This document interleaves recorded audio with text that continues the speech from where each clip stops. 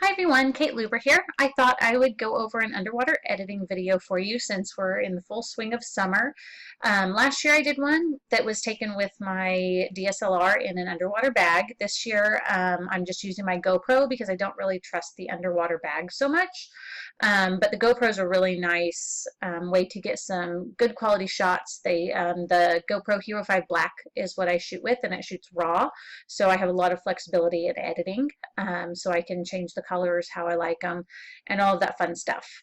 You are shooting blind with the GoPro. I just kind of hold it under the water and kind of shoot and hope for the best.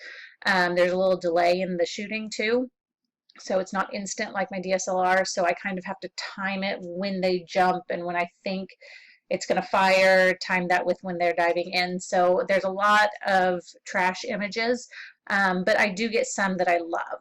So it's really fun. It keeps me entertained at the pool for hours as they all swim. But I'll jump into how I edit these. This is the straight out of camera. Um, I'm not a big preset girl, but I do kind of like starting, especially these underwater images, just to give it a punch. And I'm using the Click & Co Garden Collection, and I really liked the Bluebell, and I can just kind of hover over these, and I'm mainly looking for what it's doing to the water. So I just kind of hovered over these, and that's the one I liked the water on the best, because I'm not a big fan of this kind of aqua colored water. Just a personal preference. I really like it to be blue.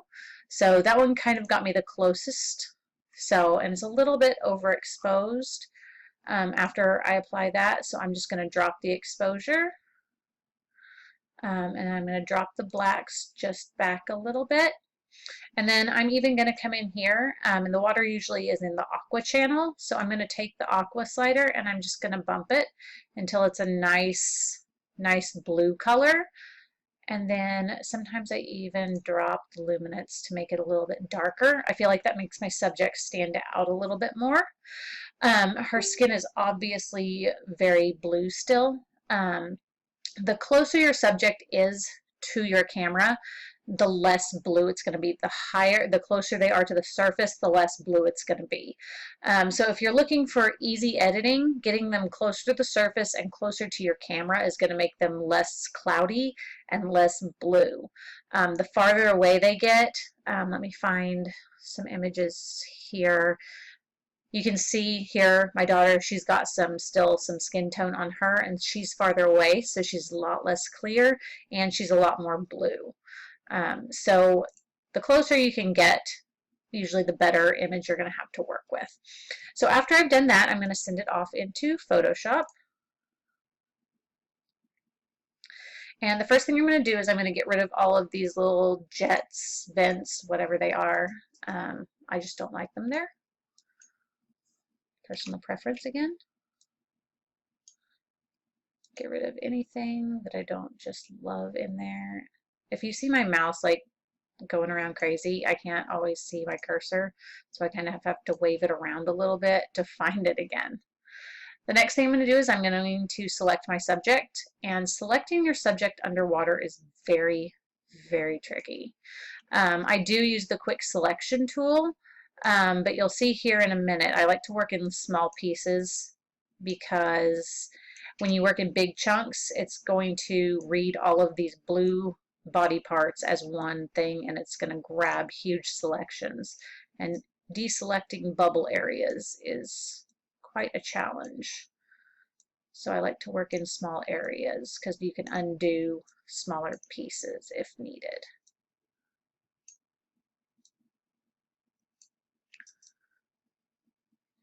Get her selected, get this foot up here. I don't worry too much about the bubbles, and I'm going to show you how I kind of get around the halo effect, what I do to avoid halos as much as I can. See, now I lost my cursor again. See, and when I make that, as you get farther away, the edges are less defined, and Photoshop kind of freaks out trying to select your subject.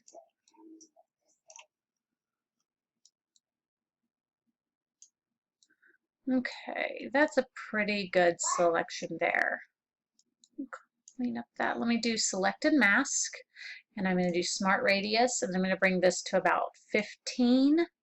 And then I'm going to use my Refine Edge brush just kind of around the fingers here. And then right there on the ankle, anywhere you see a bright blue area. And then OK. Now I'm going to hit Control J, and that's going to copy her to a new layer. And then I'm also going to hit Control, and that's going to reselect that. And I'm going to do a color balance layer, and we'll get to that in just a minute. So for this layer, what I'm going to do is I'm going to get rid of the blue. So I'm going to use my color replacement brush, and I'm going to select the most neutral area of skin. So it's going to be anything that's facing the surface. Anything facing the bottom is going to turn blue.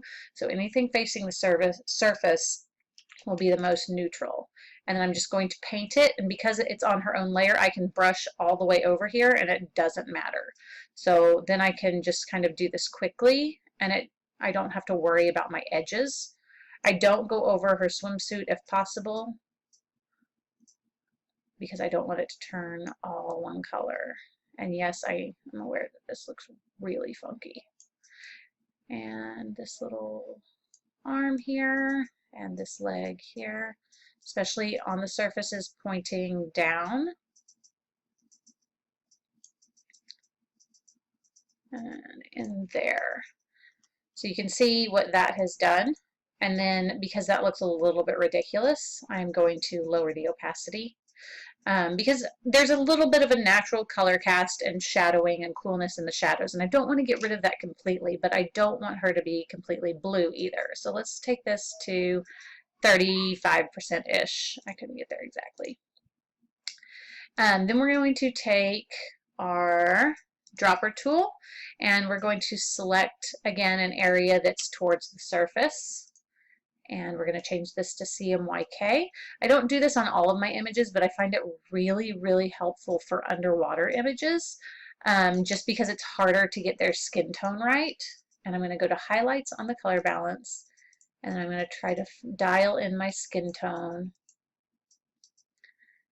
That looks perfect. What I usually do is I want C to equal 1/3 of Y, and then M should be a few points less than 10 below Y. So that gets me, and you can see that that brightens her up quite a bit. That still looks unrealistic. So even though that is correct, it doesn't look right for underwater. So I'm going to drop that opacity so that she still looks like a normal person. After that, I'm going to add another color balance layer that's on the whole image, and I'm going to go to the shadows, and I'm going to cool the shadows even more. I'm going to do -5 to take it towards cyan, and then also 5 towards blue, and this is all on the shadows, and you can see that just cools it off a little bit more. And then I'm going to do a vignette, and I will show you how I do that. Let's change this. I'm going to take this to, here we go. I'm going to do a gray color.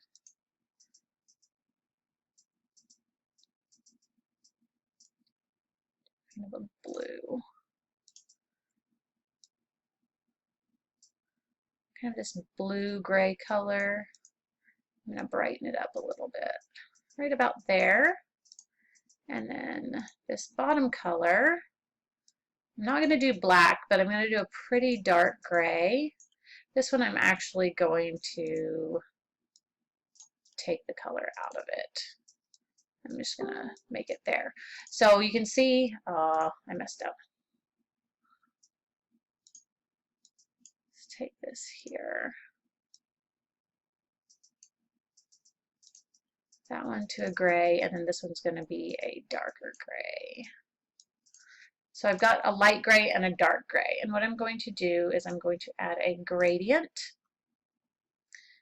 and I want this to be a radial, and I want this to go from one color to the next. And you can see how I've got an outside color and then I've got an inside color. So what this is going to do when I change this to soft light, it's going to brighten the middle and it's going to darken the edge. So I get a little vignette. So you can see how it darkens, and then it also adds a little bit of a spotlight here.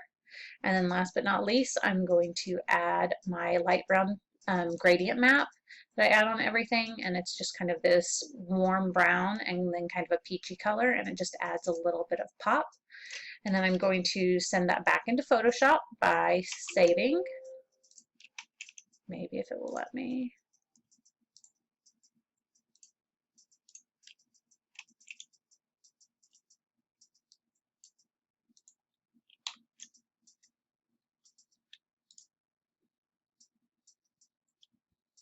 Not saving for some reason, but here's the final image I have here.